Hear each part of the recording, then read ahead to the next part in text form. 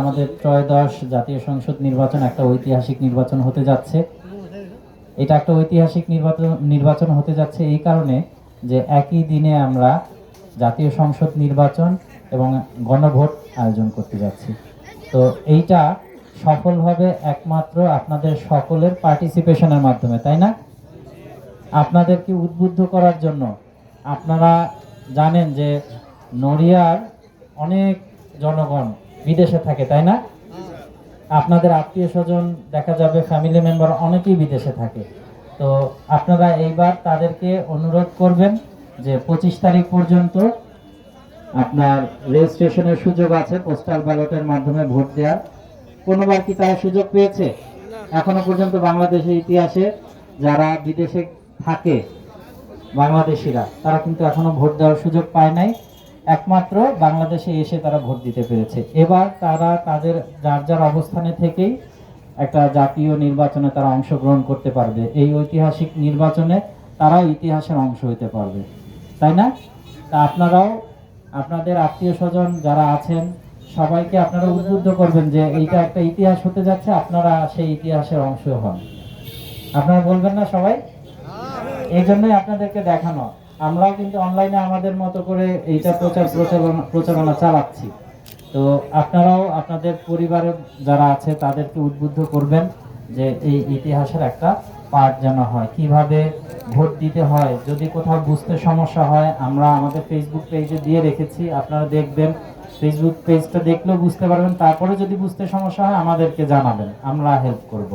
ঠিক আছে? রেজিস্ট্রেশন খুবই সহজ, একেবারে সহজ উপায়ে আপনারা রেজিস্ট্রেশন করে পোস্টাল ব্যালটের মাধ্যমে ভোট দিতে পারবেন। আর শুরুতেই যে কথাটা বলেছিলাম যে একটা ঐতিহাসিক নির্বাচন হতে যাচ্ছে, কি কারণে ঐতিহাসিক নির্বাচন হতে যাচ্ছে? কারণ এইবার একই দিনে গণভোটও হতে যাচ্ছে। তা আপনারা আগে থেকে আমরা এই যে প্রচারণা করছি, 4টা কোশ্চেনের এগেইনস্টে আপনার হ্যাঁ বা না ভোট দিয়ে গণভোটটা দিতে হবে। আপনারা আগে ভালো করে বুঝে নেবেন বিষয়বস্তু, তারপরে আপনারা ভোট দিবেন। তো আপনার এই ভোটাধিকার আপনার একটা অধিকার। আপনার এই অধিকারটা যেন যথাযথভাবে সরকার বাস্তবায়ন করতে পারে, সেজন্যই কিন্তু আমাদের এই কর্মযজ্ঞ। আমরা কিন্তু আপনাদের জন্য কাজ করছি। এই যে আপনারা কষ্ট করে দেখছেন, আমরাও কিন্তু সবকিছু ফেলে রেখে আপনাদের কাছে এসেছি। কেন এসেছি? আপনাদের অধিকারটা আপনাদের মাঝে প্রতিষ্ঠিত করার জন্য।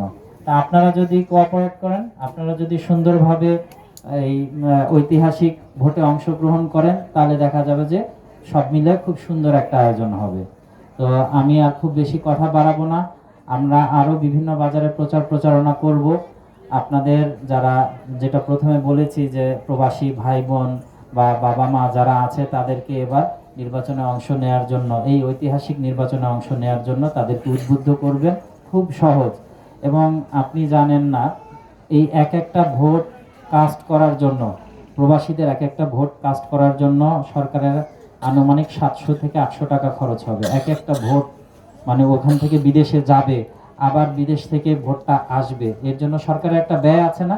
আপনার ভোটটাও কিন্তু সরকার, যা আপনি যে গিয়ে দিচ্ছেন ভোটটা আপনার ঘরের পাশে একটা কেন্দ্রে, সেখানেও কিন্তু সরকার ব্যয় করছে। কেন করছে? আপনার অধিকার প্রতিষ্ঠার জন্য। এই রাষ্ট্রের মালিক আপনারা, আপনাদের অধিকার প্রতিষ্ঠার জন্য কিন্তু সরকার এই ব্যয় করছে।